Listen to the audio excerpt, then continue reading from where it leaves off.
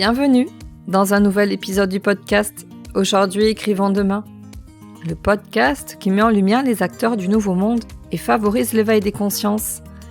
Je m'appelle Katia, je suis l'hôte de ce podcast. Et je suis la fondatrice de Redaxilv, une entreprise de rédaction pour les professionnels et les particuliers.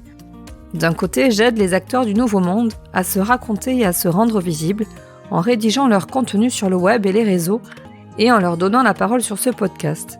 Et de l'autre, j'aide les particuliers à écrire leur biographie. Les témoignages, c'est mon dada. À travers ce podcast, je vous propose de découvrir comment des humains engagés et conscients participent aujourd'hui à la construction du monde de demain, le nouveau monde. Ils aspirent à un monde plus juste et plus respectueux du vivant.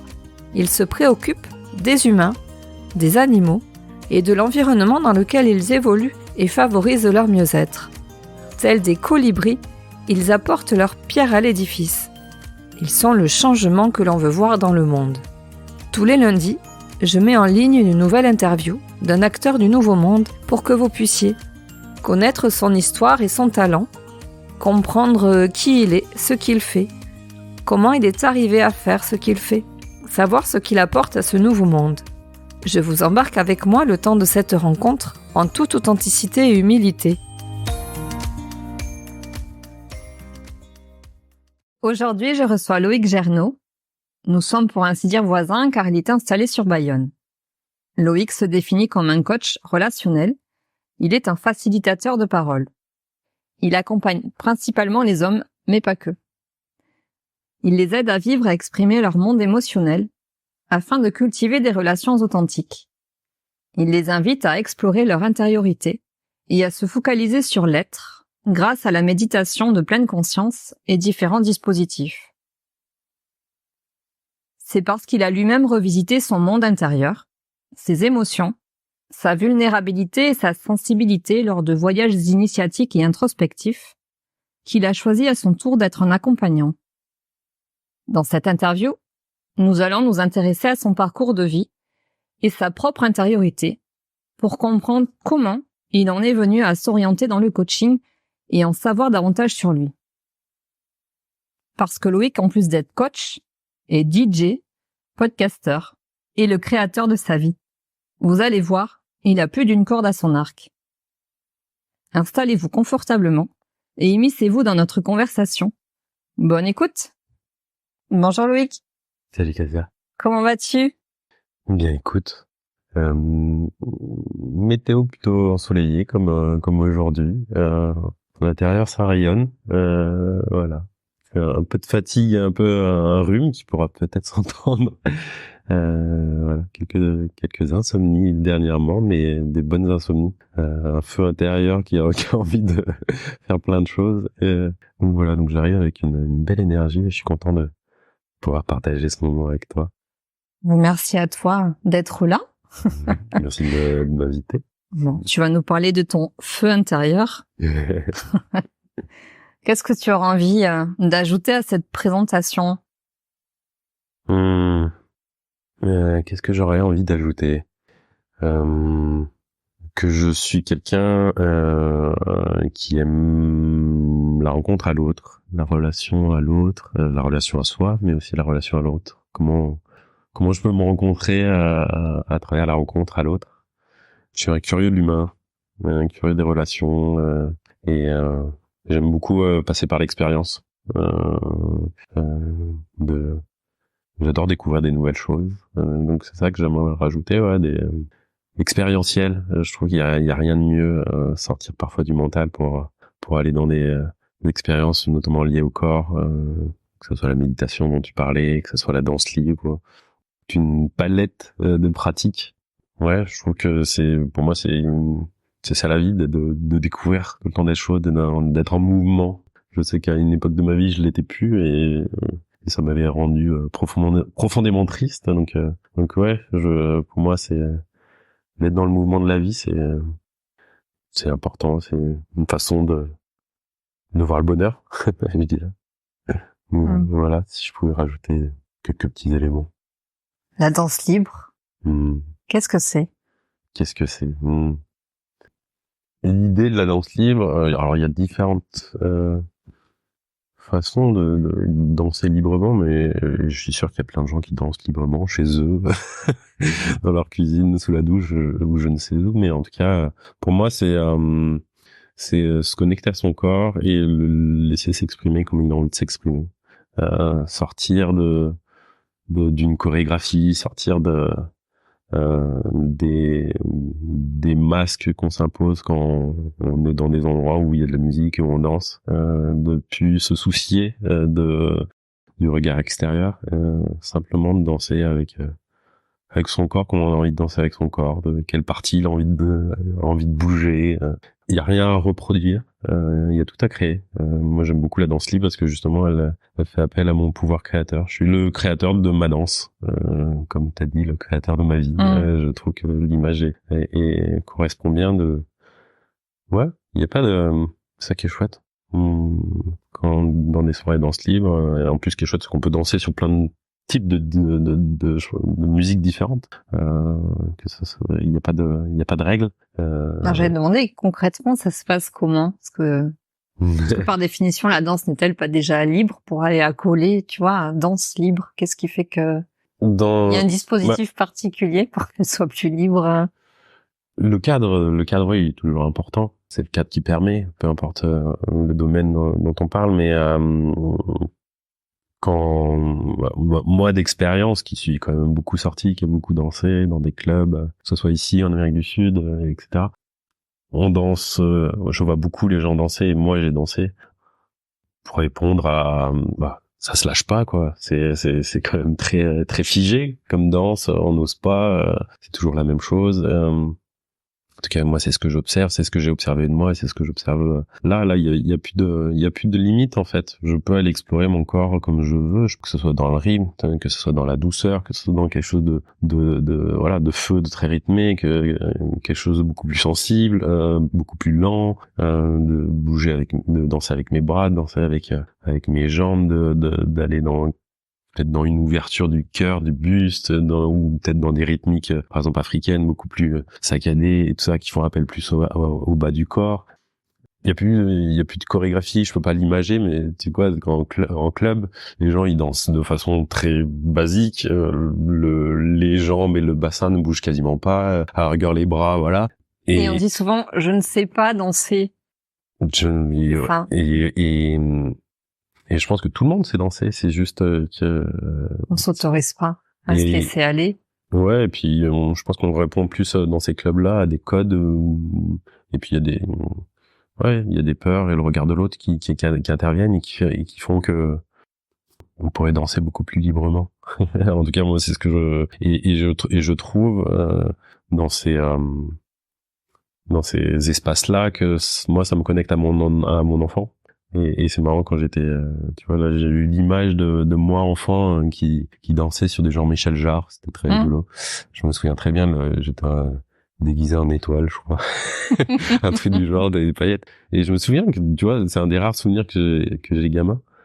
Comme quoi, je pense que j'aimais déjà ça à l'époque, et j'ai mis ça de côté à un moment dans ma vie, parce que, et notamment les hommes, et dans notre société, on danse plus trop. En tout cas, on est plus trop habitué à danser, je crois. Et on a de moins en moins d'occasions de danser. Ouais, et puis on a perdu des traditions, je pense. Et aujourd'hui, c'est très pauvre. Moi, quand je vois les gens danser dans des clubs, ouais, ça. À part si les gens ont je ne sais combien de degrés d'alcool dans le sang, je veux dire, pour moi aussi, la danse libre, c'est aussi s'exprimer de façon consciente, en rapport avec son corps. C'est vraiment une écoute de son corps, de comment j'ai envie de danser là. Et ce qui est chouette dans ces espaces, c'est que tout le monde danse comme il est, en fait.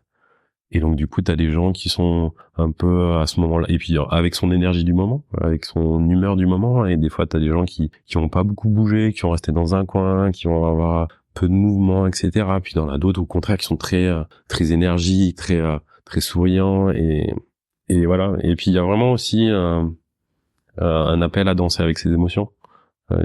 D'aller, tu sais, les émotions, c'est quelque chose de physiologique, donc et on a besoin de de les laisser nous traverser et les exprimer, les sortir de nous, et la danse en est un bel espace d'expression, et c'est ça qui est chouette dans la danse libre, c'est que ceux qui accompagnent à ces espaces-là, que ce soit les DJ, que ce soit des gens qui guident par la voie des voyages. Il y a un accompagnement. Ouais.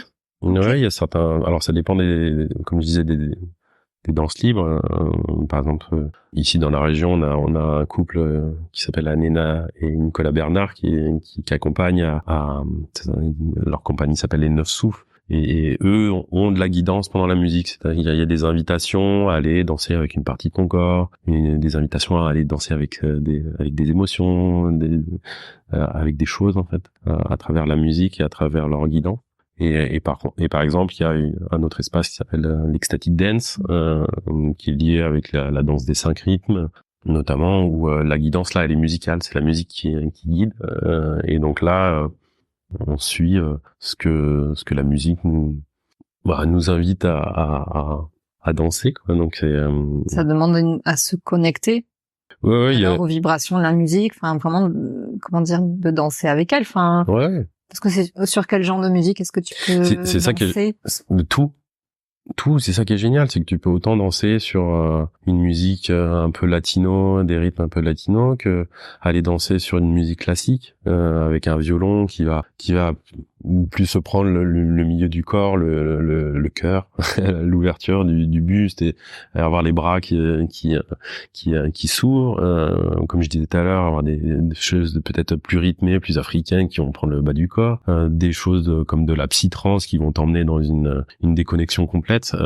L'idée notamment de l'extatique, c'est de te faire un voyage, c'est vraiment un voyage sonore, c'est quasiment un film, et de te faire passer par différentes émotions, d'aller visiter la peur, la tristesse, la joie, d'avoir des musiques des fois totalement un peu délire, j'aurais envie de dire. Moi, il y a plein de fois où je redeviens un gamin, quoi. Je laisse mon enfant intérieur s'exprimer, et je joue avec les autres, avec moi, et on peut même rentrer en contact. Il y a des invitations, que ce soit de rentrer en contact avec le corps de l'autre, de danser avec le corps de l'autre, et d'une autre façon que danser dans une chorégraphie, par exemple de la salsa ou du rock'n'roll. Là, il n'y a pas de code en fait, et c'est ça qui est génial. On part à l'encontre de soi et de l'autre d'une autre façon, et c'est beau. Qu'est-ce que tu as découvert de toi à travers la danse libre? La première chose qui me vient direct, c'est ma sensibilité. Moi, ce que j'ai adoré assez rapidement, de toute façon, ma première soirée danse libre, ça faisait, je pense, 1 an que mon corps m'appelait à danser librement. Vraiment, je me souviens très bien pendant les années Covid, aller au boulot le matin, dans le tram à Lyon, me mettre mon casque et ma musique sur les oreilles, et d'avoir envie de danser, et d'avoir vraiment cette envie de danser comme j'ai envie de danser, sans code en fait. Comme je disais tout à l'heure, créer ma propre danse. Et mince, j'ai perdu. Tu parlais du temps Covid, tu mettais ton casque dans les transports. Et oui, mais ta question initiale. Non, qu'est-ce que tu as appris de toi à travers la danse libre? Et tu m'as dit première chose qui te vient spontanément. Oui, et ouais, dès la première soirée, en fait, que ton corps appelait à... Je me suis, dès la première soirée, en fait, de danse libre que j'ai eu l'occasion de faire, direct, pour moi, c'était un espace j'ai trouvé un espace où je vais pouvoir m'exprimer, et notamment exprimer ma sensibilité. Et c'est vraiment un endroit où j'ai adoré, oui, j'adore toujours, justement quand il y a des musiques un peu plus calmes, du classique ou quelque chose, d'aller dans des mouvements beaucoup plus lents, connecté au corps, vraiment d'être dans une sorte de méditation, et vraiment de ralentir, vraiment d'être dans la douceur, dans la tendresse. Il y a beaucoup de fois où moi je ferme les yeux, et les gens ferment les yeux aussi des fois pour se connecter justement à son corps, dans ses ressentis. C'est ça qui est chouette aussi, il y a des moments très intériorisés et des moments très extériorisés où tu peux aller à la rencontre de l'autre. Mais ouais, c'est surtout la sensibilité, de la douceur, la lenteur, de développer un mouvement avec le bras ou avec la jambe ou avec je ne sais quelle partie du corps, avec une écoute et une douceur, la sensibilité. Et tu es aussi DJ. Alors tu danses et tu fais danser les autres. Oui, bah je recommence. Dans un autre cadre. Je recommence. L'idée parce que pour la petite histoire, je l'étais surtout il y a une vingtaine d'années, où pendant 3, 4, 5 ans de ma vie, j'ai fait danser les étudiants, surtout les soirées étudiantes, et puis mes potes aussi, hein. C'est comme ça que ça a commencé, hein. C'est que c'est mes potes à un moment qui m'ont appelé DJ Lolo et C'est toi qui animais les soirées. C'est ça, c'était ça. Au début, bon, ils me laissaient pas trop la place, puis au bout d'un moment, ils ont vu que j'étais fait pour ça.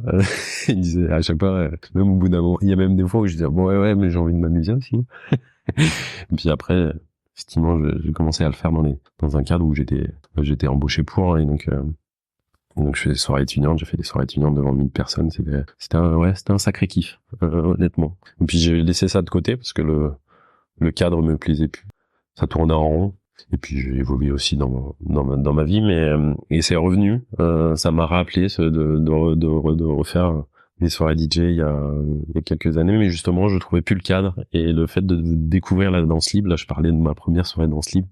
Dès ce soir-là, je me suis dit ok, je sais où je vais le refaire. Je sais où je vais de nouveau DJ. J'ai envie aujourd'hui d'accompagner dans ces espaces-là, parce qu'il y a vraiment une idée d'inviter les gens à danser avec leur corps, à entrer en relation avec leur corps et danser comme ils ont envie de danser, et donc du coup de créer des voyages sonores, d'inviter par des danses à aller des invitations à on a besoin de danser. C'est un bel outil de rencontre à soi et rencontre à l'autre, et ouais, donc oui. Donc tu es DJ, mais là dans un cadre particulier, hein, si je comprends bien. L'idée, alors voilà, comme je te dis, c'est tout. Je m'y remets. C'est tout neuf. Je retrouve cette joie de le faire. Je l'ai retrouvé là, il y a pas plus tard que la semaine dernière en fait. Alors je l'ai fait dans un cadre d'un apéro artiste invité par une amie, et c'était très chouette. J'ai eu des très beaux retours, et surtout je me suis amusé à le refaire. Mais j'ai envie de le faire dans deux genres d'espace. Si j'ai l'occasion de le faire de nouveau dans l'espace entre guillemets public, je le ferai. Mais j'ai envie aussi de le faire dans un espace de découverte de soi. Oui, avec cette intention-là. C'est ça. Hein, pas d'aller faire l'animation du mariage du week-end prochain. Non. J'en ai fait, d'ailleurs, j'avais fait un mariage, j'avais adoré. Et les gens avaient adoré aussi.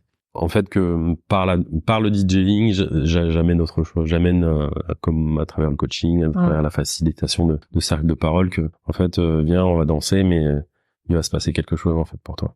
Tu vas apprendre à te connaître, et tu vas apprendre à oser, en fait, exprimer une part de toi, et viens te découvrir. Viens, je t'emmène danser. Ouais, c'est ça. Il y a ça, et pour les hommes, je pense qu'il y a ça fait partie de ces choses-là. Je vois tellement d'hommes qui sont bloqués du bassin, notamment. Tu vois, on parle de danse, on parle de le bassin, c'est le centre des émotions, l'expression des émotions par les hommes. Et ben ça se matérialise, j'aurais envie de dire comme ça. Ça, en tout cas, ça se voit. Je vois tellement d'hommes qui, justement, dans les soirées un peu plus classiques, dans des clubs ou des choses comme ça, sont coincés, sont bloqués, et parce que c'est relié à ça notamment. Et pour moi, avoir vécu en Amérique du Sud, où les hommes sont plus à l'aise avec leurs émotions et avec leur corps, bah c'est totalement différent, c'est lié en fait. Et ici, tous les hommes dansent là-bas, et ils dansent sacrément bien. et je peux dire que les bassins, ils bougent bien. Alors comment est-ce que tu expliques cette difficulté qu'ont peut-être les Occidentaux à... C'est culturel. C'est culturel. Ouais, c'est culturel. Ouais. C'est culturel. On est quand même pour moi, en France, dans une société très très portée sur le regard de l'autre. Hein. On met énormément d'importance dans le regard de l'autre, et donc du coup, bah, ça fige certaines choses. Et là, ça fige les bassins. Est-ce que tu proposes quelque chose justement dans tes accompagnements c'est en lien avec le mouvement, la danse libre? J'ai eu l'occasion, ça en mûrissement, on va dire. mais non, j'ai eu des propositions, malheureusement, qui n'ont pas abouti. J'ai eu l'occasion d'avoir certaines propositions où ça s'est fait, et c'était très chouette, parce que justement, par des propositions par le corps, on peut amener aussi à révéler des choses. C'est ça, que quand tu combines l'expression du mouvement et l'expression de la parole, tu peux avoir des choses qui émergent, quand justement d'aller visiter ton corps avec une partie. Si je focalise justement mon attention dans mon bassin, dans mon centre, qui est le centre de l'énergie aussi. Tiens, qu'est-ce que ça fait qu'est-ce que ça me fait sentir? Moi, j'aime beaucoup dans certains de mes ateliers de cercle de parole pour hommes d'amener des exercices avec le mouvement. Tu vois, des choses très simples, par exemple, d'amener les hommes les gens, hein, ça peut être peu importe, mais de les amener à marcher en mouvement et d'un coup de leur dire, bah, là, quand tu vas tourner, tu vas prendre vraiment une direction très tranchée, droite. À chaque fois que tu vas changer de direction, tu vas le faire de façon très prononcée, très affirmée, et voilà. Et par exemple, après, je vais leur dire, bah non, là, tu vas plus aller dans quelque chose dans un mouvement, tu vas changer de direction à droite à gauche sans avec plus de courbes peut-être dans les changements de direction, et de voir en fait qu'est-ce que ça fait, qu'est-ce que ça te fait en fait, qu'est-ce que ça te renvoie à toi, à tes comportements. Et j'ai des témoignages qui sont super beaux. Des fois il y a là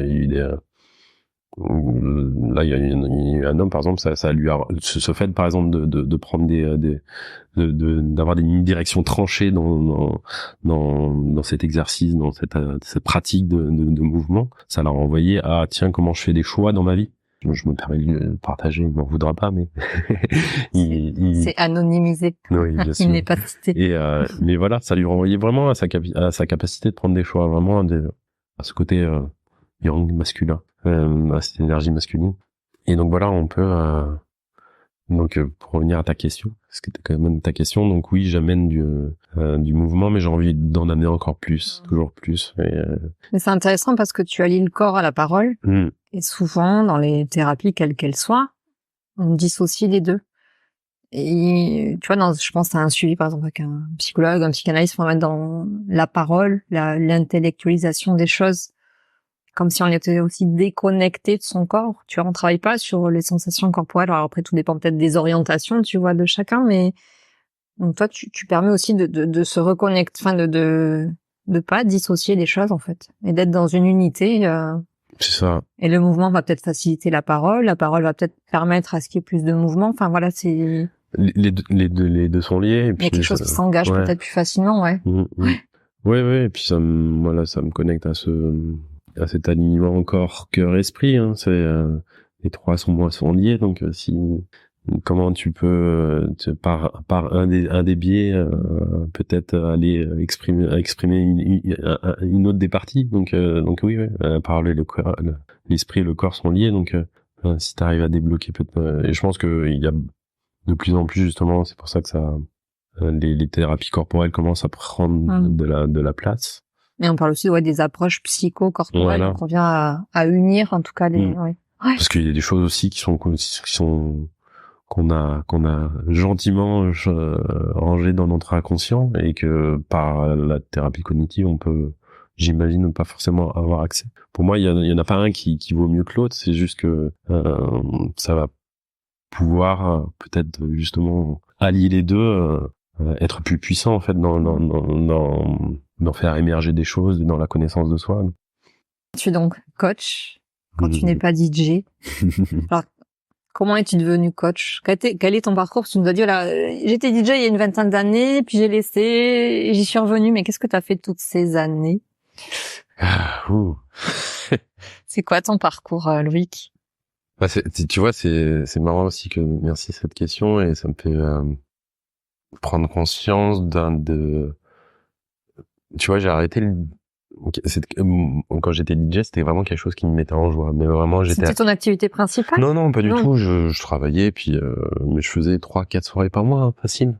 C'était vraiment un endroit où j'étais moi, j'étais en joie, j'adorais il y avait vraiment cette notion déjà d'accompagner les gens en fait, par la musique, aller faire danser. D'ailleurs, j'aime beaucoup faire danser les gens. Et je pense que quand j'ai eu mon premier vrai boulot important, j'ai arrêté. Quel était-il, ce premier vrai boulot important? Ça a été mon premier CDI. J'ai bossé 6 ans dans une entreprise de maintenance informatique. Honnêtement, je l'ai fait avec du recul par conformisme. À ce moment-là, j'avais 22-23 ans, je sais plus. Il faut son boulot, voilà, être bien payé, avoir un CDI, et et donc du coup je me suis conformé à ça et c'est dommage, j'ai laissé de côté cette passion que j'avais et j'aurais pu possiblement peut-être là, même si parce que l'espace où je le faisais ça me convenait plus, j'aurais pu peut-être trouver un autre endroit, mais c'est ok. Voilà, je trouve ça beau. Pourquoi as-tu arrêté? Parce que c'était j'avais un boulot à plein temps, faire des soirées, c'était à ce moment-là quand même finir à 3-4 heures du mat, voire plus. Et puis le cadre, vraiment à ce moment-là, faire danser des gens imbibés d'alcool, sur toujours les mêmes chansons. C'est pas un jugement, hein, c'est un fait, hein, c'est juste que ça me plaisait plus. Voilà, j'ai voulu passer à autre chose. J'ai mis mon énergie aussi dans autre chose, hein, puisqu'ensuite, en parallèle de ce boulot-là, j'ai ce qu'on appelle un webzine, un magazine sur internet qui parlait de la scène rock à Grenoble, d'où je suis originaire. Donc j'ai commencé à faire des interviews à ce moment-là d'ailleurs. Et oui, donc du coup, après, tu me demandais mon parcours. Oui, j'ai bossé 10 ans dans l'informatique. J'ai bossé 10 ans dans l'informatique parce que quand je suis sorti du bac, je savais pas quoi faire de ma vie et que à ce moment-là, c'était le début des années 2000. C'était tu vois le truc qui était annoncé comme porteur. Et donc j'ai fait ok, j'ai un ordinateur, j'aime bien l'ordinateur, je vais aller faire de l'informatique. Et c'était basique. Tellement basique, parce que j'avais aucune idée de quoi faire dans ma vie, et ce qui est dingue de le dire, c'est que je me dis on pourrait tellement amener des accompagnements pour les jeunes, pour les amener à aujourd'hui à trouver ce qui fait sens pour eux, et ce qui est là où ils sont bons, et là où ils vont pouvoir amener quelque chose qui sera sur ce qu'ils sont eux, ce qu'ils ont envie de faire, ce qui les passionne, ce qui les anime plus ce qui les passionne mieux. Et ouais, 10 ans dans l'informatique, mais dans le service, dans l'accompagnement, dans le support. Donc il y avait déjà ce lien aussi relationnel. Même si ça m'est arrivé, j'étais pas du tout du genre à être derrière un ordinateur, à passer des heures à coder. Je l'ai fait, mais pour un projet personnel, mais pas dans le cadre de l'entreprise. J'avais besoin d'avoir cette relation. C'était une relation d'aide déjà un peu, d'une certaine façon.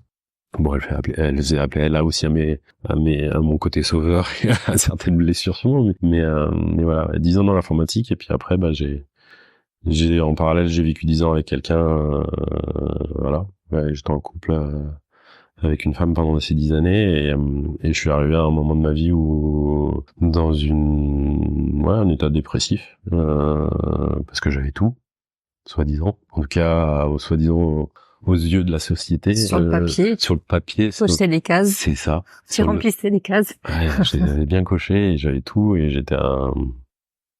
j'avais la jolie compagne, j'avais le chat, j'avais la maison à la campagne, j'avais en banlieue en tout cas, et le boulot, des amis, le dernier système son, toutes les consoles de jeux, home cinéma, tout ce que tu veux, matériellement, sans flamber non plus, mais j'avais la voiture, et pourtant, waouh, pas bien du tout.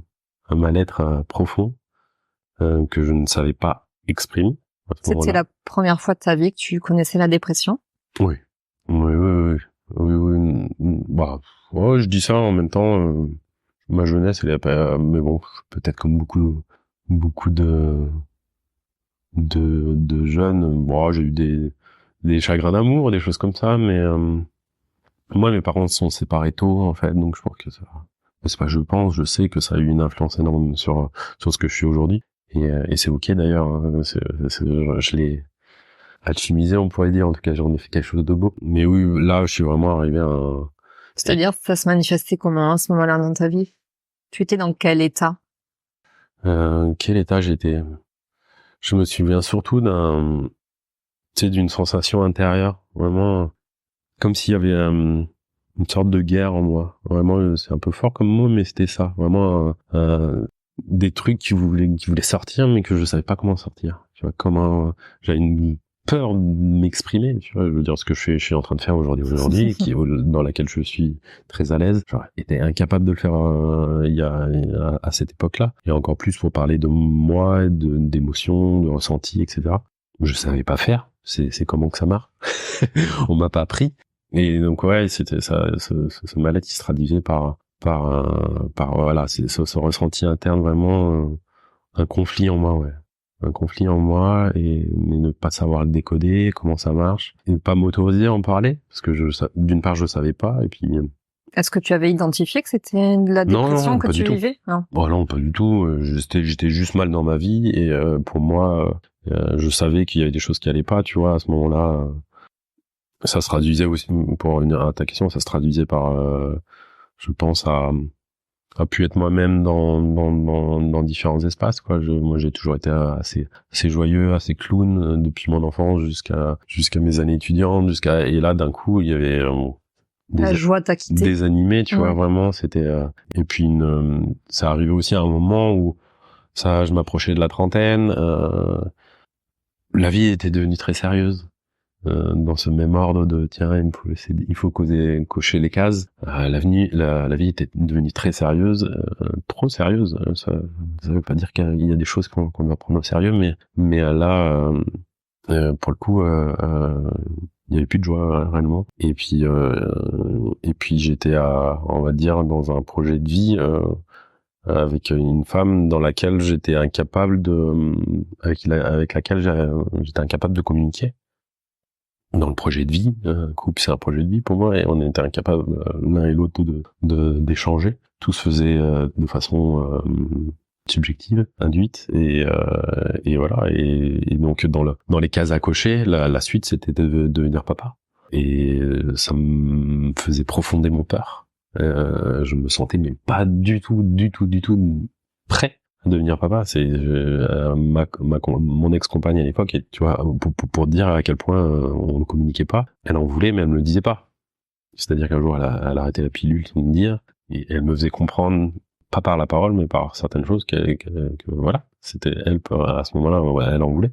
Moi c'était terrifiant vraiment, pour moi c'était vraiment terrifiant et là j'ai on va dire peu bizarre ce que je veux dire, mais j'ai quitté le bateau tant bien que mal en fait. J'ai fait avec ce que je savais faire à ce moment-là, sans réussir à exprimer ce que je vivais, parce que je savais pas ce que je vivais. J'étais incapable de mettre des mots dessus en fait, à accepter de dire déjà que ça va pas, que j'ai besoin, parce que et on revient à la thématique masculine. Hein, on nous a tellement inculqué comme homme, un homme c'est fort, un homme ça a pas peur, un homme ça pleure pas, un homme ça a pas besoin. Et ben, au bout d'un moment, c'est inconsciemment ancré en fait. Tu peux le dire, tant que tu tiltes pas, tant qu'il y a pas cette conscience, ça y va pas quoi. Et donc, tu vois, je me souviens très bien mon ex-compagne qui par des amis avait dit à des amis, ah Loïc il est pas bien du tout dans sa vie, il faut qu'il aille voir quelqu'un. À ce moment-là, mon ego avait dit, bah non, mais qu'est-ce qu'elle dit, etc., quoi. Avec du recul, clairement, mais qu'est-ce que ça m'aurait fait du bien d'aller voir quelqu'un? J'aurais dû aller voir quelqu'un. J'aurais pu aller voir quelqu'un, mais... Tu n'en as pas eu l'idée, l'envie? Non, parce que c'était pas du tout ancré.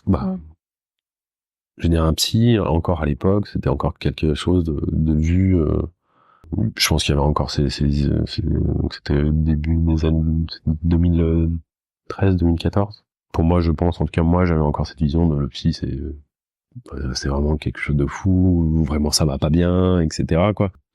Il y avait un déni. Il y avait clairement un déni dans ce que j'étais en train de vivre, parce que peut-être aussi personne ne me le renvoyait. Tu sais, des fois on a besoin de l'autre qui nous renvoie quelque chose, vu que ma compagne ne communiquait pas. Parce qu'on se dit souvent ça va. Ouais, en voilà. fait, c'est comment ça va, mais vraiment, en fait, pour être aussi prêt à entendre la réponse de l'autre. Oui, tout à fait. Ouais. À l'époque, j'étais incapable de dire ça va pas. Alors, comment es-tu sorti de cette situation-là? Est-ce que tu as fait un sacré chemin depuis? Bah ouais, pour aller en parallèle avec la question que tu me posais tout à l'heure, bah du coup, j'ai eu besoin alors pas tout envoyer en l'air, tu vois, c'est parce que ça s'est fait par étapes. Hein. La première étape, justement, ça a été de me séparer de mon ex-compagne, parce que c'était un poids pour moi, vraiment, parce que je sentais que j'étais pas capable de lui offrir ce qu'elle voulait à ce moment-là. J'avais besoin d'enlever ce poids-là, qui a été remplacé par un autre, de la culpabilité d'être celui qui quitte. Et après, en fait, la suite, ça a été, bah tiens, qu'est-ce que j'ai envie de faire de ma vie? Donc, je me voyais dans l'informatique, ça faisait 10 ans que j'y étais. Comme je t'ai dit, je m'étais embarqué là-dedans par défaut, pas du tout par conviction. En fait, ce qui m'avait aussi amené dans cet état de dépression, c'est que je commençais à avoir des amis qui allaient vivre en Nouvelle-Calédonie, au Canada. Je voyais des gens qui bougeaient. Et moi, ça me donnait envie, en fait. Je me l'avouais pas, mais j'avais envie. J'avais envie de découvrir le monde. Je sentais que il y avait quelque chose que j'avais pas fait, en fait. j'étais j'ai envie de découvrir le monde. Et donc du coup c'est ce que j'ai fait en fait. Tu t'es mis en mouvement. C'est ça. On parlait du corps, de la danse, tout à l'heure du mouvement. C'est ça. Ouais, j'ai dû bouger, j'ai dû aller à la rencontre du monde, à la rencontre de moi, hein, comme je dis à chaque fois, mais je me souviens très bien de ce souvenir d'été, de passer une nuit avec une femme et dans la soirée, on discutait autour d'un globe et elle m'a dit, bah tiens, si tu devais bouger demain, tu irais où? Je lui ai dit, bah moi, ça sera Amérique du Sud, quoi. Et de ce soir-là, vraiment de ce moment-là, j'ai dit, ok, mais je vais y aller. Et 5 mois plus tard, je suis parti, quoi. J'ai quitté mon boulot, j'ai eu la chance de faire une rupture conventionnelle. J'étais dans une entreprise qui était très chouette à ce moment-là, très humaine, donc c'était cool. J'ai eu cette opportunité-là de pouvoir partir et de prendre une pause en fait, de sortir de cette roue de hamster, de cette vie à tête dans le guidon, où finalement d'avoir coché les cases, d'avoir accumulé matériellement plein de choses, d'avoir soi-disant tout ce qu'il faut pour être heureux. Bah non, je l'avais pas. Et là, j'avais besoin d'aller découvrir autre chose, donc je me suis délesté une première fois de plein de choses, de ma voiture, de matériel. Je me souviens, j'ai fait un premier tri dans ma vie, quoi. Réellement, et on pourrait le voir extérieurement parlant comme intérieurement parlant, quoi. Et je suis parti sac sur le dos, tout seul, en Amérique du Sud, pendant 7 mois, voyager, et c'était génial. C'est une des plus belles aventures de ma vie, d'aller oser partir seul comme ça. Et c'était marrant, il y a beaucoup de gens qui me disaient t'es courageux et tout. Je sentais même pas ça comme du courage, moi. Je sentais juste, mais non, j'ai un désir, un désir d'aller voir ça, et voilà. Et j'ai passé 7 mois à découvrir des gens, à oser m'exprimer, à faire alors moi, à ce moment-là, si je voyageais aujourd'hui, ça serait un peu encore différent, mais avoir un mix de, tiens, je sais à peu près où je vais aller, j'anticipe, mais je laisse quand même une porte à une certaine spontanéité, improvisation, tu vois, et voilà. Parler anglais, espagnol, rencontrer des gens, des 4 coins du monde, dans ce voyage-là, découvrir une autre culture, découvrir des nouvelles cultures, pardon, des nouvelles façons de penser, de vivre. Moi, je suis tombé amoureux de l'Amérique du Sud, hein, c'est un soleil pour moi, c'est un endroit où ils ont certes, économiquement parlant, matériellement parlant, des gros soucis. Ça c'est pas chouette comment ça se passe là-bas actuellement. Mais par contre, humainement parlant, il y a du soleil, il y a des rires, il y a des sourires, il y a des couleurs, il y a quelque chose qui pétille dans les yeux. Et je dis pas que tout c'est simple et tout est rose, hein. Malheureusement, il y a beaucoup de choses qui vont pas aussi dans les comportements là-bas, hein, mais il y a, je crois que de toute façon, il y a pas un pays parfait, hein. Pour moi, ça existe pas. Mais par contre, comment je peux aller voir des choses qui résonnent et qui font appel à une partie de moi, et comment je peux, ces couleurs, ce soleil, moi, il y a quelque chose que j'aime toujours là-bas, c'est la façon de se saluer, qui est ce qu'on appelle en espagnol un abrazo, s'embrasser, du vrai mot embrasser, qui est pour moi, comme je dis toujours, tu vois, là où quand on se fait la bise, pour moi c'est deux masques qui se disent bonjour. Pour moi, quand on fait un abrazo, qu'on se prend dans les bras, c'est deux cœurs qui s'honorent. Donc ouais, ça a été une découverte incroyable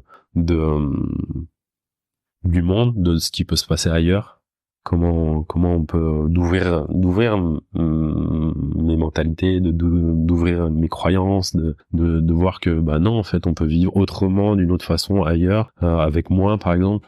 Je veux dire, le voyage m'a amené aussi beaucoup ça. Je voyageais avec 10-15 kilos à peu près d'affaires, à remettre tout le temps les mêmes affaires.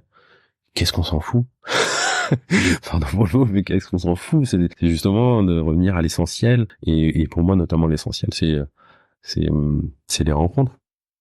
C'est les rencontres, c'est les paysages, c'est l'expérience en fait. Je suis sorti tu vois, en présentation, je parlais beaucoup de l'expérientiel. J'ai eu besoin d'aller expérimenter, expériencer. Et voilà, c'était 7 beaux mois sur les routes, et qu'est-ce que tu as appris de toi? D'oser, de m'exprimer, j'avoue, j'ai tellement appris depuis sur moi que des fois j'ai du mal à me souvenir. C'était le début d'un parcours initiatique et introspectif. pour moi, ça a été vraiment... Comme un point de bascule aussi peut-être dans ta vie finalement. Ouais. Oui, il y a eu le fait de quitter cette relation de 10 ans. 4 mois après, j'ai recroisé cette personne. J'avais pas fait mon deuil, j'étais dans un déni. Je parlais de déni tout à l'heure, de dépression, mais pareil, hein, la rupture, j'ai fait un beau déni. Je l'ai pas du tout processé dans la foulée. Il a fallu que je recroise cette ex-compagne pour que je me prenne une belle claque dans la gueule. Et pendant une semaine, j'étais au plus bas de chez plus bas de ma vie, je pense. Et il a fallu que j'aille faire une rando raquette dans la montagne avec une neige, une poudreuse magnifique. Il y avait une mer de nuages ce jour-là. En fait, à Grenoble même, on était sous les nuages, on était dans la grisaille et c'était vraiment imagé comme très symbolique, enfin très métaphorique aussi peut-être, ou comment dire, oui. Météo intérieur, météo extérieur. Toi qui es très attaché à la météo intérieure. Ça, exactement. Et là, je me suis dit. J'ai fait là, j'ai dit non, je veux sortir de cette grisaille, réellement, les deux. Et je suis passé au-dessus de cette merde de nuages, je suis allé me faire une rando raquette, seul. Tu vois, aussi, j'ai commencé à faire seul, à apprendre à faire seul, à être en ma compagnie, à aimer être en ma compagnie. Et ça a été vraiment le premier jour où j'ai passé un temps avec moi-même. Réellement, pas juste parce que ça m'arrivait d'aller faire du sport dans tout seul, mais là vraiment être avec mon intériorité, avec qu'est-ce que je ressens, qu'est-ce que j'ai besoin, qu'est-ce que c'est, et cette journée elle est ancrée dans ma mémoire de ce soleil, de cette poudreuse qui était magnifique, de cette et de ce jour-là tu vois, je me souviens très bien, c'était un samedi, et je me suis dit ok, parce que en fait dans la rupture je suis resté immobile, en fait fixe, tu vois, j'ai pas fait ce travail, je suis resté dans un déni et je suis resté figé alors que j'avais des désirs, justement, comme je disais, d'aller voir le monde, etc. Et cette claque est arrivée et 2 jours après je commençais le théâtre d'improvisation, tu vois. Je me suis dit ok, t'as voulu vivre autre chose parce que je sentais que j'avais autre chose à vivre, bah maintenant t'y vas, en fait. Et le lundi suivant, le lundi matin, j'envoie un mail à la Ligue d'Impro 38, la Ligue d'Impro de Grenoble. Il me dit bah viens ce soir, et le soir même on me donnait un mot et je passais sur scène et pendant 30 secondes il fallait que j'improvise avec ce mot, et voilà, et j'ai commencé à un peu plus improviser dans la vie. Et voilà, mais dans ce voyage, oui, ça a été oser parler avec les gens, apprendre la langue, développer ma curiosité. Je sentais que, tu vois, ma curiosité, elle avait besoin de se révéler, parce que j'avais besoin aussi de comprendre des choses, d'apprendre sur moi, vraiment oser, et que voilà, j'ai pas besoin de beaucoup de choses, en fait, pour être heureux. La rencontre, c'est toutes ces choses que j'ai commencé à comprendre et à connaître. Et à quel moment est arrivée l'envie d'accompagner les autres, puisque tu t'es engagé dans la voie, ou sur la voie du coaching? Et ben du coup, d'accompagner les autres, en fait, ça a commencé, ça s'est fait progressivement. Je le faisais déjà, en fait, à travers, comme je te dis, dans l'informatique. Même j'avais travaillé dans une association où j'accompagnais des publics en difficulté à prendre en main un ordinateur. Donc il y avait déjà cette sensibilité-là. En Amérique du Sud, en fait, je suis retourné vivre après ce voyage-là, et j'ai été conseiller voyage pendant 2 ans. Et donc du coup, j'avais alors, j'étais dans une phase, une posture de conseiller, mais il y avait quand même mes clients, ils arrivaient et j'étais à l'écoute de leurs besoins.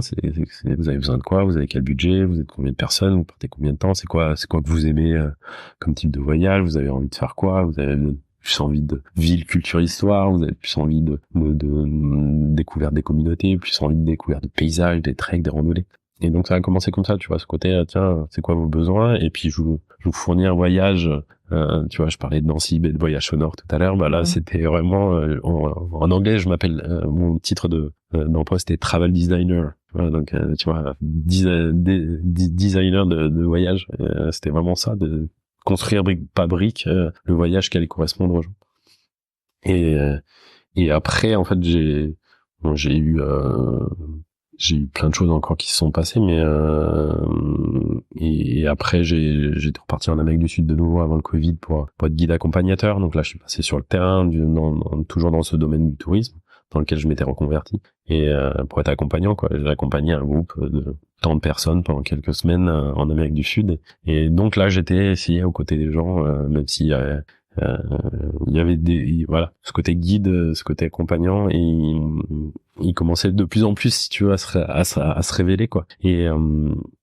Et après, il a fallu aussi, entre-temps, une relation très perturbante qui m'a aussi demandé on va dire, d'accélérer cette connaissance de moi-même, parce que certes, j'avais commencé avec ce voyage-là, mais il y avait encore des choses que j'étais pas allé visiter. Et là, la vie, elle m'a envoyé une relation qui m'a dit, tiens, tu vas aller visiter ton estime de toi, tu vas aller visiter ton amour pour toi. J'en parle parce que elle est aussi, elle fait partie des choses centrales qui ont fait parce que derrière, ça m'a invité à me comprendre, à aller visiter mes blessures, à savoir pourquoi je suis comme ça, quelle influence a eu la séparation de mes parents sur ce que je suis aujourd'hui, quelle influence a eu dans ma relation de 10 ans, sur cette relation conflictuelle. J'ai vraiment accéléré. Là, je suis passé dans un côté plus cognitif, on dirait, comprendre mes comportements, tu vois. Autant toute cette partie Amérique du Sud, elle était plus dans l'expérience, mais finalement pas plus creusée, pas plus mentalisée peut-être. Là, j'ai eu besoin de me dire, cette relation a été tellement conflictuelle, peut-être tellement toxique. J'en suis arrivé à un point à vraiment me poser la question, mais tu t'aimes vraiment pas à ce point-là pour te laisser vraiment écraser et défoncer la gueule, en tout cas intérieurement comme ça. Et donc du coup, j'ai commencé à ce moment-là aussi à lire, à comprendre, à faire la paix avec des parts de moi, et du coup à comprendre ma façon d'entrer en relation avec moi-même, aussi avec les gens, et donc du coup à être curieux des relations, en fait, petit à petit à comprendre comment l'humain fonctionne, nos blessures, nos névroses. Il y a eu une grande rencontre aussi en parallèle, c'est que j'ai rencontré la méditation. Ça aussi, c'est qui a fait que Tu as rencontré la méditation. Ouais. Tu nous parles de cette rencontre. Ouais, ça me fait penser à Maëlys que j'avais interviewée, que tu connais, qui m'avait dit aussi qu'elle avait, je crois, rencontré la communication non violente. C'est drôle, je trouve, cette expression de j'ai rencontré la méditation. Ouais, et puis pour moi, elle est juste, tu vois, c'est vraiment ça, c'est une rencontre. Parce qu'en fait, elle est passée aussi par des rencontres au début. C'est-à-dire que à un moment, j'ai fait entre mes deux épopées sud-américaines, j'ai fait un voyage en Asie du Sud-Est, où justement, c'était juste après ma relation conflictuelle, où je ruminais ce qui s'était passé, je comprenais pas, et pendant ce voyage, il y a eu deux rencontres, j'aurais presque envie de dire. Je me suis un peu plus rencontré avec moi-même parce que j'ai compris un des problèmes que j'avais, qui est la dépendance affective. J'ai mis des mots sur ce comportement-là, et donc du coup j'ai cherché à comprendre derrière. Donc c'est déjà, j'ai eu vraiment une illumination, un truc qui s'est d'un coup, je me souviens, quelques jours après, je rejoignais une de mes meilleures potes pour la suite du voyage aux Philippines. Ça me fait penser à Pierre. Aux Philippines. Et petit coucou à Jessica Olnois, que j'interviewe bientôt et qui est en ce moment aux Philippines, et qui partage sur les réseaux Il y a un truc avec les Philippines, il y a un pote qui parle en ce moment. Et je me suis dit, mais c'est juste incroyable, en fait. Voilà. Donc, chaque jour, je vis par procuration son voyage aux Philippines et c'est juste extraordinaire. Voilà. Donc. C'est un chouette pays, c'est magnifique, et il y a plein de choses, il y aurait plein de choses à dire. Mais, et je me souviens, tu vois, rejoindre ma meilleure pote, qui est un peu comme ma deuxième petite sœur. Elle me dit, je t'avais pas vu comme ça depuis ta rupture avec ta compagne de 10 ans. Et donc il y a vraiment quelque chose d'un coup qui s'est éclairé. Ça veut pas dire que tout était réglé, hein, pas du tout, mais c'était ok. Là j'ai compris vraiment un truc de ouf et je peux avancer là-dessus. Et en parallèle, en fait, si tu veux, pendant ce voyage-là, je rencontre 3 personnes qui me parlent d'une retraite de méditation qui s'appelle Vipassana, qui est une retraite silencieuse de 10 jours. Et le premier que je rencontre, je m'en souviens, c'est un Anglais, je m'en souviens très bien. Je suis dans un bus de Phnom Penh à Ho Chi Minh, et on passe 2-3 jours ensemble, Et il y a vraiment moi je suis au fond du trou, tu sais, je rumine, je suis vraiment et lui il y a une espèce de légèreté, de sérénité qui se dégage de lui, et je lui dis putain mais c'est quoi ton truc, j'en veux. Vraiment, je suis là en mode qu'est-ce que tu fais, qu'est-ce que tu prends? et il me parle de ça et je fais ok, d'accord, ok, pourquoi pas. Bon, à ce moment-là, pour moi, la méditation, c'est quelque chose de très ésotérique. Pour moi, j'ai l'image d'un moine bouddhiste qui se balade en lévitant, tu vois. Et je me dis, et je pense que toujours au Vietnam, 2 semaines après, je rencontre une femme pareille. Elle me parle qu'elle a une maladie, mais au-delà de ça, il y a une espèce il y a un sourire, elle a une aura qui se dégage et en plus à ce moment-là j'ai aussi quelques petits pépins de santé, mais elle me dit mais tourne-toi vers la méditation. Je suis ok, et quelques jours après je rencontre encore quelqu'un, des synchronicités, voilà, une répétition. Je rencontre une Allemande un soir avec qui je sors et elle me parle aussi de Vipassana et je me dis ok, et là vraiment à ce moment-là je me dis, moi des fois je suis un Shitoro, hein, donc j'ai ce côté dès que j'ai un truc en tête, j'ai tendance à y aller. Et ça a mis un peu de temps parce que entre temps j'ai dû rentrer en France pour des soucis de santé, mais quand je suis retourné en Amérique du Sud pour être guide accompagnateur là, comme je disais, j'ai eu le temps de faire cette retraite et depuis je médite tous les jours. Ça fait partie de ma vie, c'est un art de vivre. Cette retraite, qu'est-ce que ça a révélé pour toi, puisque tu as rencontré la méditation, qu'est-ce qui s'est passé? Parce que ce sont des conditions quand même assez difficiles. Retraite silencieuse, tu dis? Ouais, bah j'avais commencé à pratiquer avant de façon très basique. Basique. Non, pas basique, mais à travers une application. Oui, d'être guidé ou accompagné dans ta méditation. Et là, c'était vraiment un step vraiment supérieur. Et je me souviens d'une pote qui la veille me disait mais qu'est-ce qui se passe si t'as envie de quitter pendant les 10 jours? Je fais non, moi j'irai les 10 jours. Et donc c'est vrai, c'est une retraite silencieuse où, alors, on n'est pas en total silence pendant 10 jours. On veut de silence pendant 10 jours. Non, tu peux si t'as envie, hein, mais il y a quand même des moments, en fait, si t'as un besoin quelconque, tu peux aller parler avec des assistants ou avec le maître de cérémonie voilà, pour aussi comprendre la pratique de cette méditation Vipassana. Mais c'est 10 jours où j'étais seul avec moi-même. C'est vraiment et donc du coup et notamment les 3 premiers jours, le mental il turbine, il y a tout qui passe et donc petit à petit en fait ça fait le tri. Tu sais, on a 40 000 à 80 000 pensées par jour. Et ben là, au bout d'un moment, en fait, le mental, il se fatigue. il sait plus à quoi penser. Puis du coup, t'as d'autres choses qui remontent. J'ai vraiment des souvenirs là poignants qui me sont remontés et d'un coup pleurer de me souvenir de ça. Et puis je voyais, on était une centaine, hein, ça se fait t'as une énergie de groupe de méditation qui est assez puissante. Et je voyais des gens aussi qui avaient des fortes émotions à mes côtés. Et un des plus, déjà, j'ai vraiment, à ce moment-là, derrière, depuis, je suis en connexion avec mon corps. C'est-à-dire que si je porte mon attention tu me demandes de me porter mon attention je vais faire très basique sur mon doigt de pied gauche, mon pouce de pied gauche, maintenant, tout de suite, je porte mon attention et j'ai les ressentis qui sont dans cette partie de mon corps. Mais c'est souvent aussi comme ça qu'on démarre la méditation avec les scans corporels. Nous apprenons à porter notre attention en étant guidé. L'idée, c'est d'apprendre à ne plus être guidé, le faire spontanément sans que on nous dise. Tout à fait. Portez votre attention sur votre orteil, sur Oui, moi ça m'a amené de l'autonomie et il y a une des plus grandes leçons, je m'en souviens, c'est au 8e jour, je sors parce qu'en fait je découvre donc la pratique et je découvre mon corps, en fait, d'entrer en relation avec mon corps. Je vais encore en parler d'entrer en relation, mais c'est puissant pour moi. Et tu vois, je sens des sensations dans mon corps, des vagues, des picotements, plein de choses qui se passent et je trouve ça incroyable. C'est une expérience de ouf. et sauf que je me suis attaché à ce que je suis en train de vivre, comme si c'était quelque chose que je voulais absolument reproduire. Et en fait, quand tu t'attaches aux choses, pas forcément très bon. Et donc du coup arrive une frustration au bout de quelques jours parce que j'arrive plus à reproduire ce truc-là. Et je veux reproduire, j'ai l'impression de passer à côté de quelque chose, etc.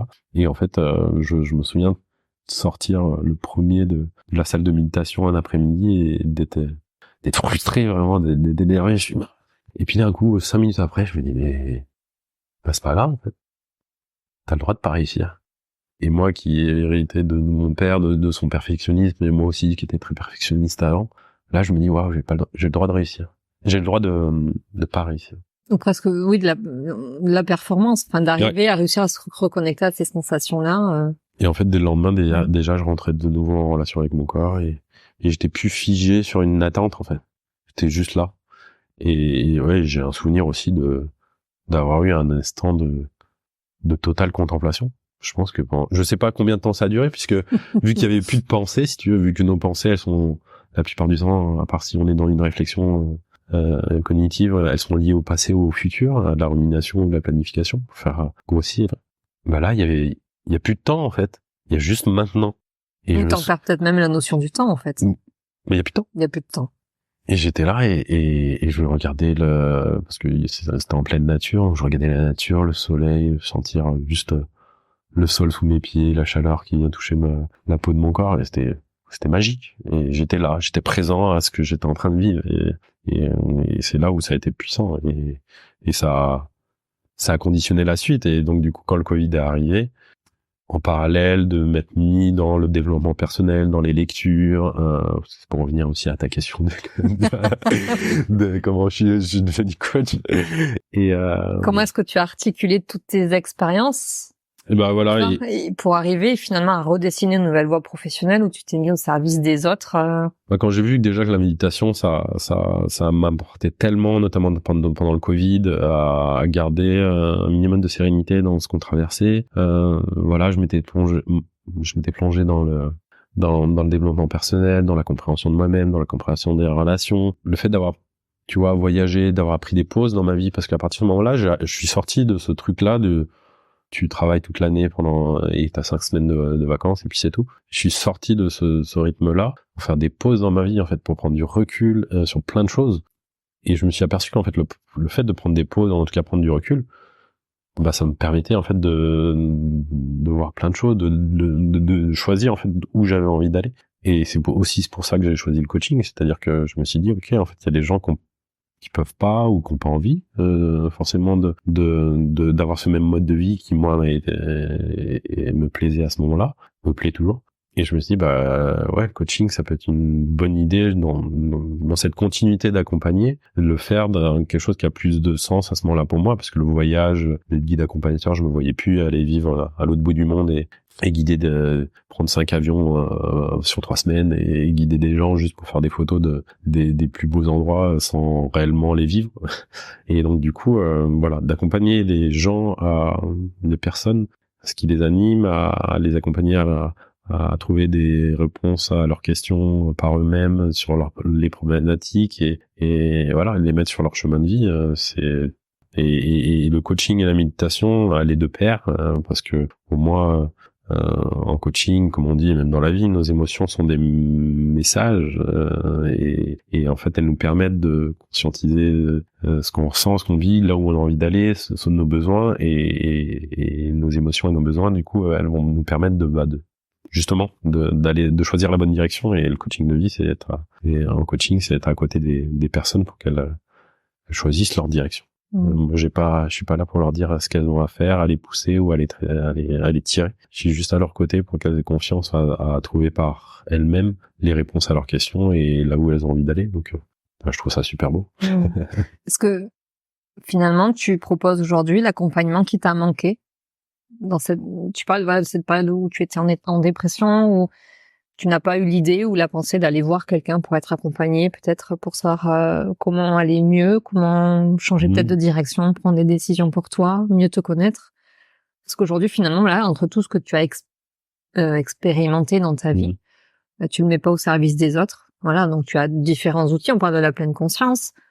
T'as une sensibilité aussi à la communication non violente. T'as plein de cordes à ton arc. Et en proposant des accompagnements finalement tels que toi peut-être aurais aimé avoir dans le passé.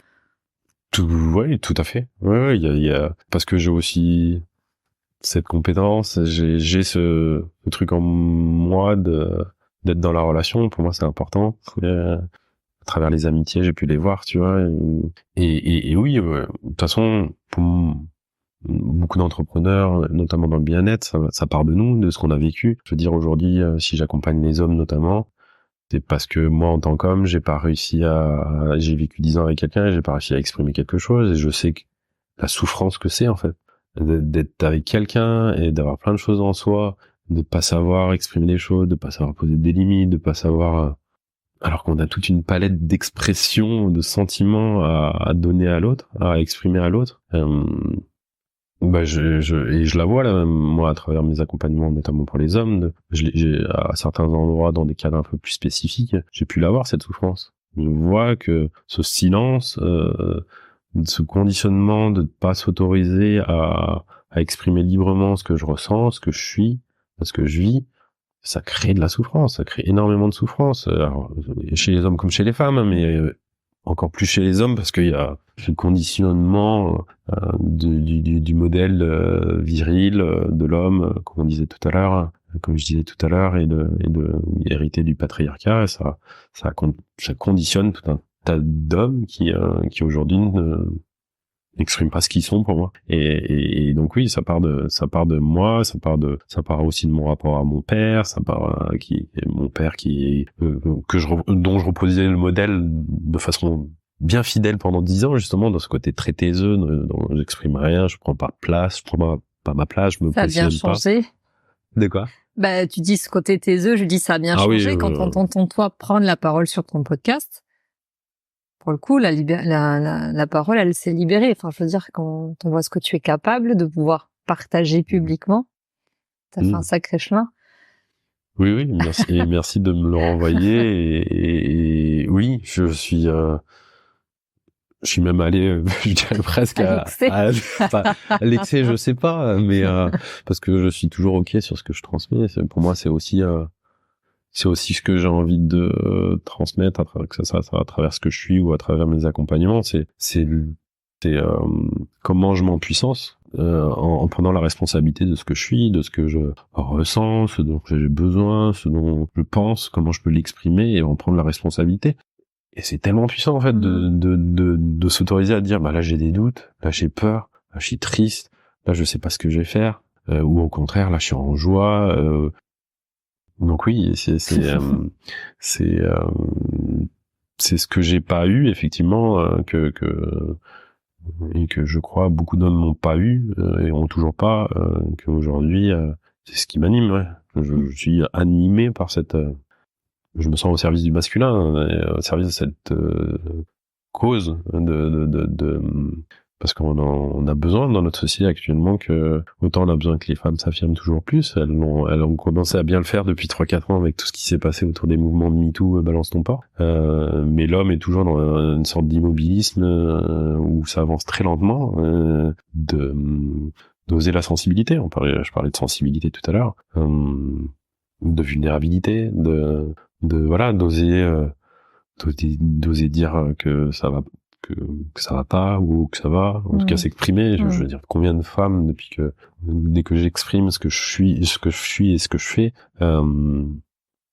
combien de femmes me disent, tiens, je vais t'envoyer mon mec, combien de femmes me disent, le mien il dit rien, j'aimerais tellement qu'il me dise des choses. Je veux dire, c'est pas inné. Non. Il y a, comme je dis, tout un tas de conditionnements, reçus du père, reçus de la société, je veux dire, quand on était petit garçon, parce qu'il y a aussi toute la thématique autour de l'homosexualité, de la faiblesse, de la vulnérabilité, tout ça est englobé.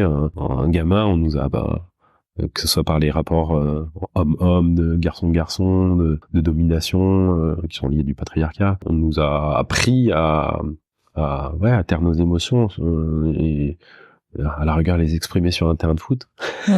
C'est le seul endroit dans le sport où les hommes soit sur le terrain, soit dans les tribunes, ou à la troisième mi-temps. C'est ça, exactement. Ou soit avec de l'alcool. C'est le seul moment où à la rigueur les hommes s'autorisent, mais alors dès sortis ces cadres, tu peux être sûr qu'il y a plus rien. Et c'est triste. C'est triste parce que pour moi, livrer nos ressentis, ce qu'on est à l'intérieur, ce qu'on traverse, comme je dis, quels que soient les sentiments qui nous habitent à ce moment-là, c'est entrer en relation avec l'autre. Et c'est pour ça qu'aujourd'hui, je pense qu'il y a, alors, dans un cadre un peu hétéronormé, mais dans ce côté des hommes et des femmes, il y a il y a un manque de communication, ça se comprend plus.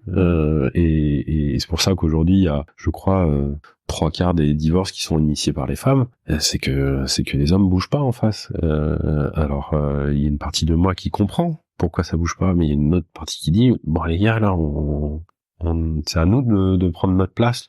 Là, et ça passe par se remettre en question aussi. Voilà, et d'accepter, d'accueillir, de visiter, d'explorer et d'affirmer ce que j'appelle cette partie féminine en nous, quoi. Cette capacité aussi à nous aussi à intérioriser les choses, à ressentir, à ralentir, à écouter. Très compliqué aussi pour les hommes d'écouter sans vouloir intervenir à tout prix. Donc il y a un sacré défi, mais qui est challengeant.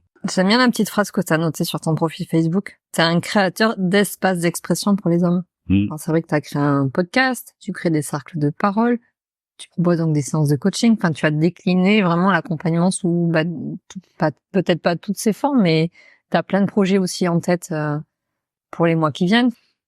Oui.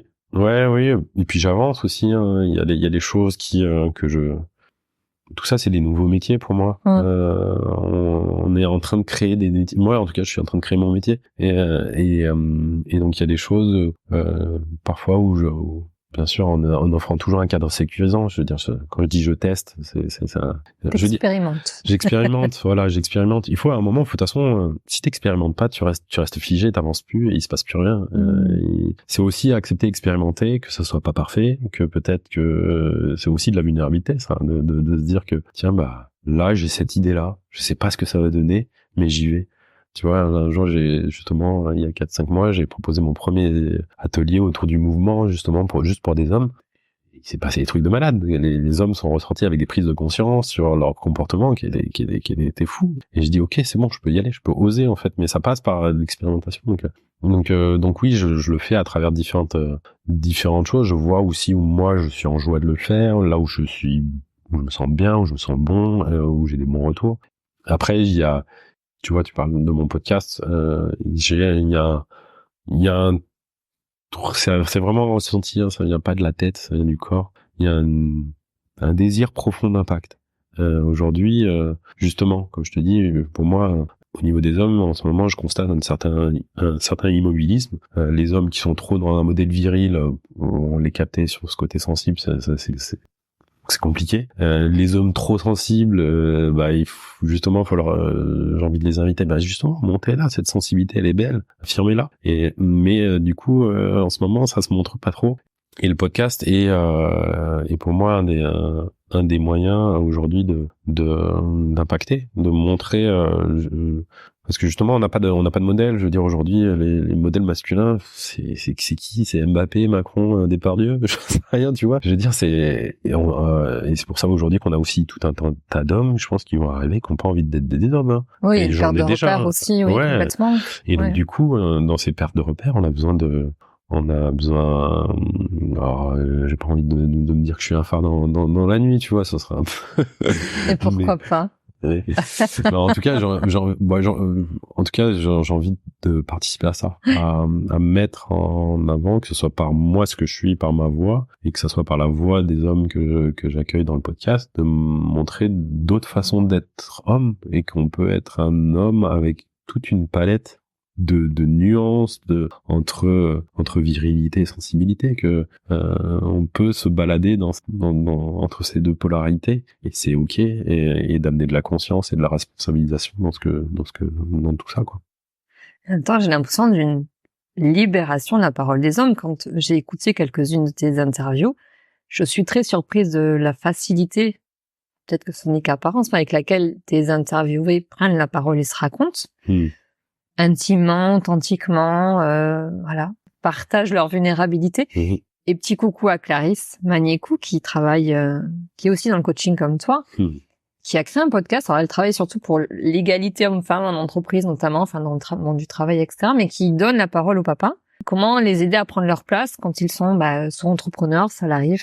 Et c'est assez étonnant de voir aussi avec quelle authenticité ils prennent la parole sur son podcast et ils se racontent, et c'est très touchant en fait. On sent qu'il y a un mouvement qui s'engage parce que quand on crée cet espace, c'est qu'on leur propose d'eux, ils l'investissent pleinement. C'est-à-dire que c'est aussi un plaisir de les entendre parce que c'est comme si je les redécouvrais aussi sous un autre angle avec. Je me souviens d'un exemple je ne sais plus comment il s'appelait, qui raconte que la nuit, quand bébé pleurait, bien sûr, qui dit on entend bébé qui pleure, mais on sait que maman va se lever, donc c'est comme si on n'entendait pas. Et je veux dire, de l'avouer comme ça, je trouve ça un temps extraordinaire aussi d'oser dire si, en fait, si, je l'entends, mais je n'y vais pas. Et de se raconter aussi en toute simplicité et je suis sûr. Il y a quelque chose qui vraiment qui s'engage, je trouve, parce que vous leur donnez cette possibilité-là aussi, quoi. Et à travers la paternité, c'est quelque chose qui est en train de bouger, parce que justement, il y a beaucoup d'hommes en fait qui ne veulent pas reproduire ce qu'ils ont reçu. Alors, ça passera par un moment, je pense, un temps d'acceptation aussi de ce qu'ils ont reçu. C'est-à-dire que mon père a été comme ça, il m'a transmis ça, il a été comme ça avec moi. Il a fait avec ses codes, il a fait avec ce qu'il était à ce moment-là, avec ce qu'il a lui aussi reçu. Donc ça passera par une phase d'acceptation, mais en tout cas, ça me permet en fait aux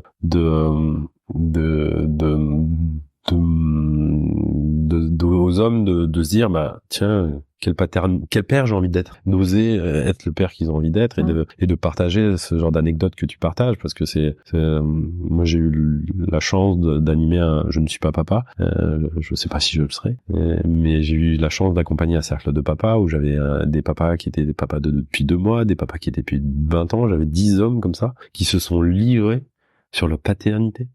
Quand t'as un homme qui parle du doudou de son enfant et qui est en larmes parce qu'il est en joie et ému de parler de ça, rien que de le dire là maintenant, ça me fout des frissons, tu vois, c'est beau et on a besoin de ça, que les hommes entrent en relation avec leur vulnérabilité et je pense que pour moi c'est un des axes aujourd'hui où on peut avoir le plus d'influence pour que les choses changent. Pour moi, elles ont besoin de changer. C'est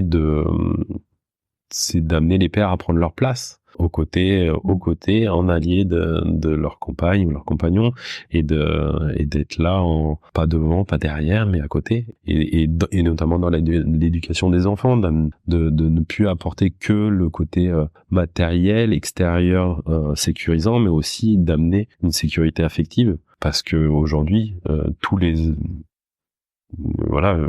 tous les hommes qui veulent être, ou même les femmes qui sont intéressées par toutes ces thématiques, j'invite à lire Père manquant, fils manqué de Guy Corneau, qui date de 30 ans, mais qui est encore tout à fait actuel, qui explique comment aujourd'hui toute une génération de pères qui n'a pas osé parler, qui n'a pas osé être ça, a l'influence sur les hommes d'aujourd'hui, quoi.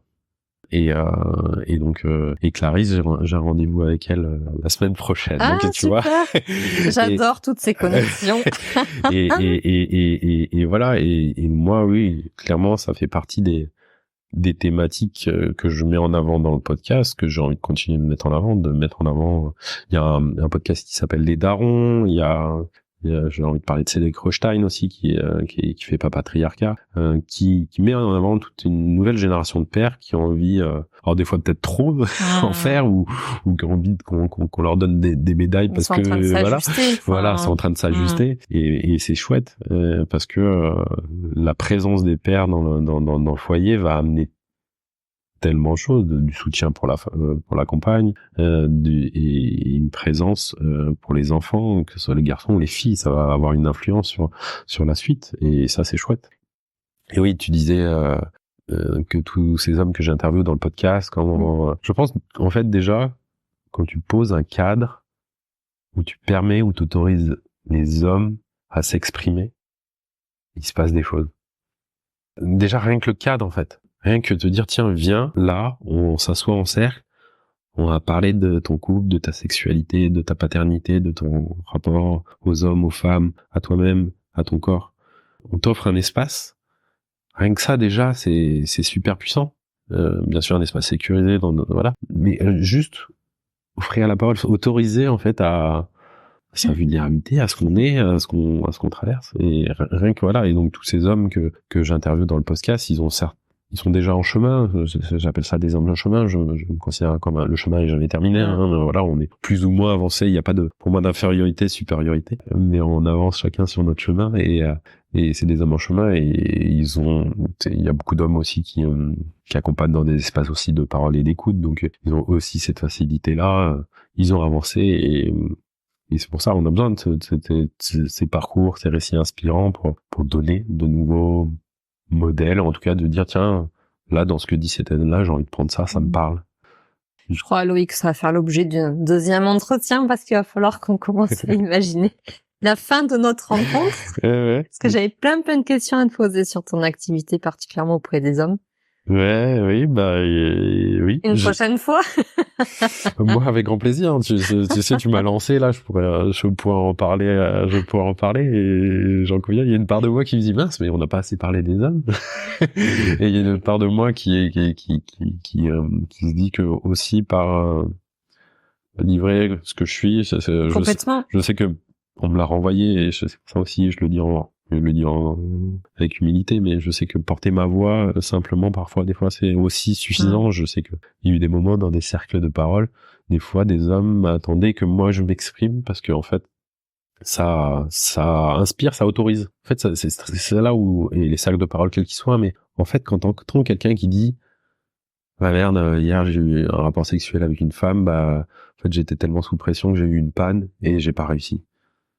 Et ben boum, tu permets aux hommes déjà peut-être de conscientiser qu'ils ont eu ce problème-là, qu'ils ont vécu ça, et ils autorisent. Et rien que ça, c'est super puissant. En tout cas, l'idée, c'est aussi qu'on fasse mieux ta connaissance pour comprendre tout ton parcours et qu'est-ce qui faisait qu'aujourd'hui tu étais dans l'accompagnement, principalement de ces hommes. Mais pas que. On saura peut-être plus la prochaine fois. Avec grand plaisir. Peut-être pour terminer un peu, pour commencer, moi j'ai intitulé ce podcast Aujourd'hui écrivant demain, où je donne moi la parole aux acteurs du nouveau monde.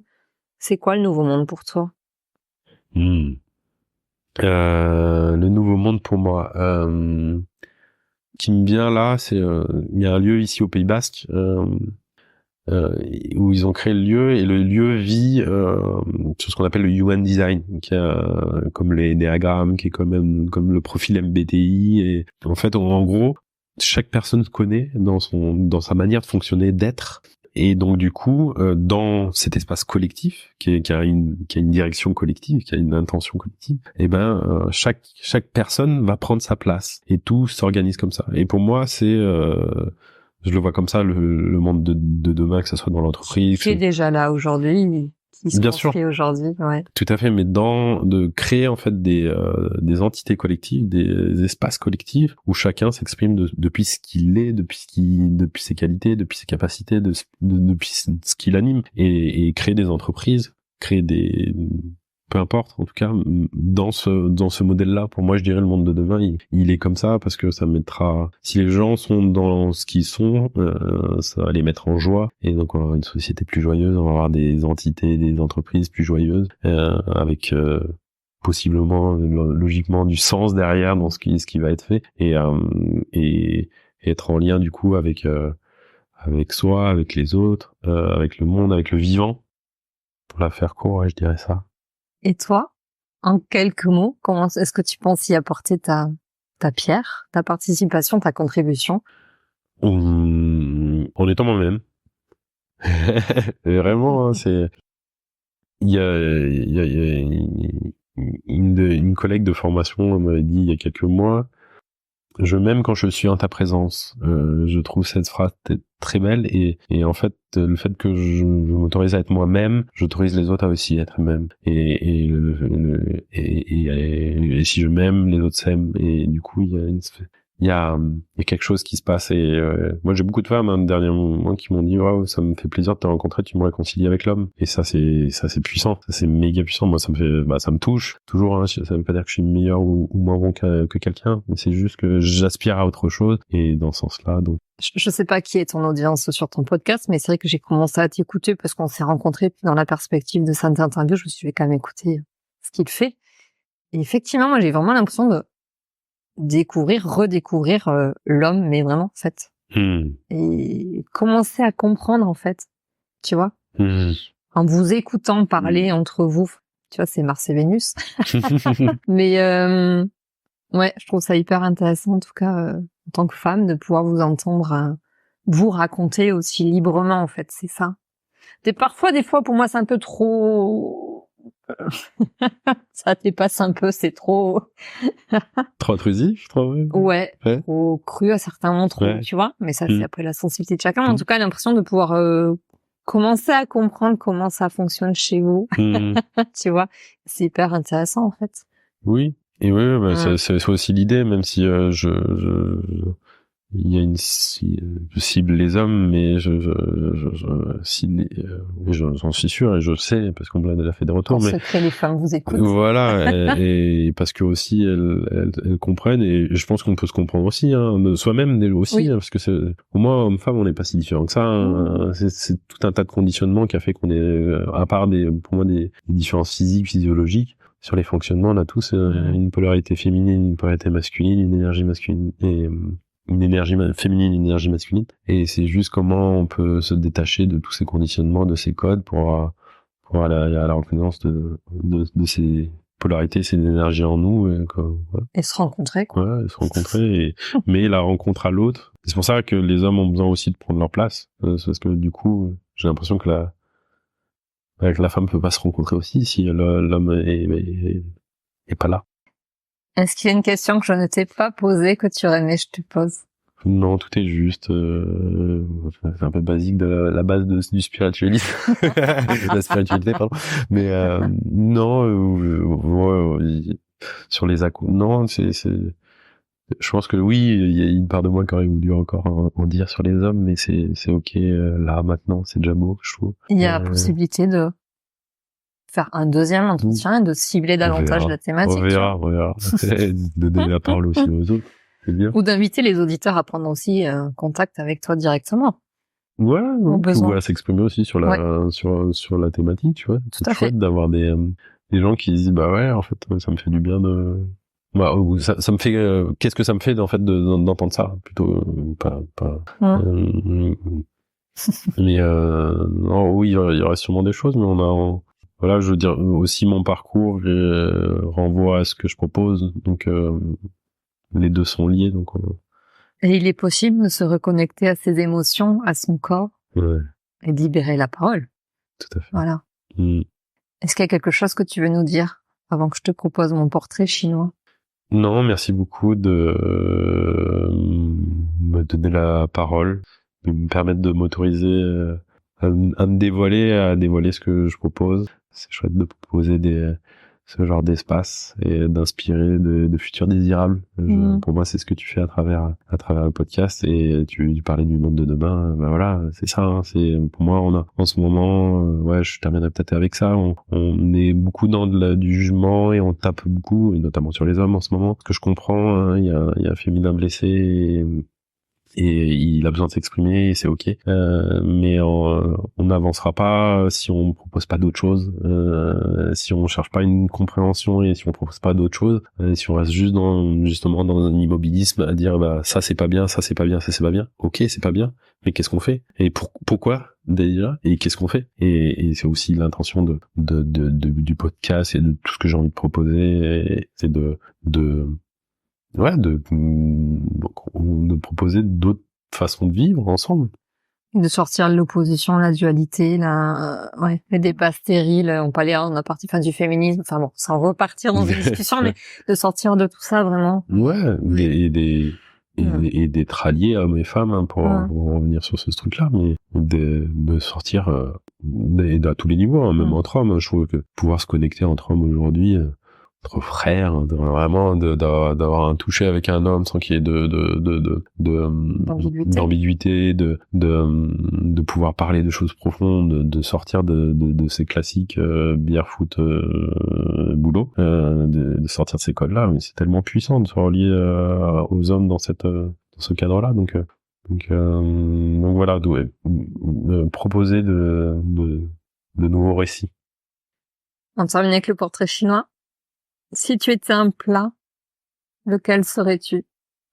Ça me connecte à l'épisode que t'as fait avec Eva, qui est aussi une collègue, et qui a dit le dalle, et j'ai envie de dire le dalle Mais aussi. je sais pas combien vous êtes à avoir donné ce plat-là, c'est incroyable. Mais ouais, mais j'aime tellement ce plat, en fait, en plus, Eh ben, le végétarien. Non, je dirais de mentionner vie, c'était une pizza, parce que je me souviens, à chaque fois, ma mère et ma sœur disaient, ah, ton plat préféré, c'était pizza, donc je pourrais être une pizza. Qu'est-ce qu'il y Une aurait pizza sur avec ta plein de pizza? choses, ouais, qu'est-ce qu'il y aurait? Bonne question. Il y aurait plein de choses. Je sais pas, quelque chose de, en tout cas, assorti. Il y aurait du sucré, du salé, pourquoi pas? Pourquoi pas une chèvre miel? Tu vois, dans ce côté, avoir des deux. Ouais. Je m'arrêterai là, oui. Ok. Si tu étais un livre. Un livre, comment il s'appelle? Ah, zut. De Laurent Gounel, L'homme qui voulait être heureux. parce que c'est ce que oui, déjà c'est ce que j'ai envie, et c'est surtout symboliquement en fait le premier livre de développement personnel qui m'a emmené, qui m'a emporté, qui m'a mis en chemin, donc c'est pour ça aussi qu'il est important pour moi. Si tu étais un dicton. Un dicton, Un proverbe, une devise. Ça peut être une création de ta part aussi. Je vais faire très basique, mais pourtant pour moi, soit le changement que tu veux voir dans le monde, elle est très basique, mais en fait pour moi elle est juste logique. C'est tout part de toi. On est dans un monde qui extériorise énormément, qui projette énormément. On a besoin de revenir à l'intérieur justement pour pouvoir dans un autre mouvement créer un nouveau monde. Donc c'est une phrase basique mais tellement puissante. Si tu étais un film. Voilà, c'est mon côté enfant auquel je reconnecte direct. Ce serait soit E.T. parce que le film est sorti en 82 et je suis né en 82 et que ça fait partie des films qui ont bercé mon enfance, ou Retour vers le futur. C'est ce que j'ai un peu fait ces dernières années, de revenir dans Retour vers le futur, d'aller comprendre un peu ce qui s'est passé avant dans ma vie, tu vois, dans ce côté où le héros Marty va à la rencontre de ses parents, je dirais presque ça, tu vois, d'aller voir qu'est-ce que j'ai hérité, et puis ce côté un peu aventuré, coloré, la musique j'adore, Johnny B. Good de Chuck Berry dans le film, donc ouais, voilà, je suis devenu un film pour ce côté fun. Et si tu étais un super-héros? Un truc avec pas se prendre au sérieux. Ces derniers temps, ces dernières années, le fait d'aller dans une connaissance de moi-même, je suis allé un peu trop dans le sérieux des fois, et j'ai envie de reconnecter à ce côté léger. Donc je sais pas, super taquin ou j'en sais rien. Mais ou pas super farceur, mais ou super joyeux, ouais, juste ça, parce que je vois que en fait justement quand je suis dans certains espaces notamment de danse, ou même quand je suis DJ, juste d'être moi-même, de prendre de la joie et du bonheur, du plaisir. Ouais, des petits livres là, des petits bouquins, ouais, pourquoi pas. Ouais, tout du genre. Merci Loïc de ta participation. Merci Katia, j'espère. Merci pour cet entretien qui était très chouette. J'espère que tu auras de la place pour tout ça. Ah oui. Alors, le mois de mars, puisque là on enregistre, on est fin janvier, on est le 31 janvier. Donc tu es programmé pour le mois de mars. Vous êtes 3 hommes à prendre la parole au mois de mars. Mais qu'est-ce que vous êtes bavards tous les 3. Ce sont les plus longues interviews, c'est assez incroyable. Dingue. Oui. Ok. Ouais, il y avait pour autant une certaine frustration aussi d'avoir aussi dû à un moment donné arrêter l'interview, mais avec plein d'autres questions, parce que avec des parcours de vie, des personnalités, voilà, tu verras aussi, mais c'est assez incroyable tous les 3 là. Il y a une succession d'interviews, le yang, et il y avait quand même Ying aussi quand même. Enfin, il y a ouais. C'est marrant, moi, il y avait plein depuis que j'accompagne les hommes et que je suis sur cette thématique, j'ai l'impression que où que j'aille, il y a toujours plus d'hommes. C'est très curieux. Je sais pas si c'est une vue de l'esprit, un effet Barnum comme on appelle, mais c'est marrant. Je vais dans des stages des fois, ou des ateliers, ou dans le développement personnel, qui sont très féminins dans la plupart du temps, et on se retrouve à moitié, 3/4 d'hommes, alors que c'est jamais le cas. Je veux dire, j'étais à un stage en juin, d'un coup le formateur dit c'est la première fois que j'ai plus d'hommes que de femmes. Donc il y a du il y a mouvement. un mouvement de ce côté-là, mais aussi dans ce côté mouvement d'hommes pour dire autre chose, parce que les hommes qui prennent la parole et qui prennent de la place, il y en a plein aujourd'hui, hein, malheureusement. C'est pas forcément les plus responsables. Et merci beaucoup pour votre écoute. J'espère que le parcours de Loïc vous aura inspiré. N'hésitez pas à le contacter directement sur ses réseaux. Donc vous trouverez tous les liens dans la description de cet épisode. À bientôt. J'espère que vous aurez pris plaisir à nous écouter. Si vous avez aimé cet épisode et que vous souhaitez continuer à découvrir les histoires de ces acteurs du Nouveau Monde, n'hésitez pas à vous abonner. Et si vous voulez être tenu informé de la sortie du prochain épisode, abonnez-vous à mon profil sur LinkedIn. Merci d'avoir pris le temps de passer ce moment avec nous. Je vous dis à très vite pour un nouveau témoignage d'une belle âme.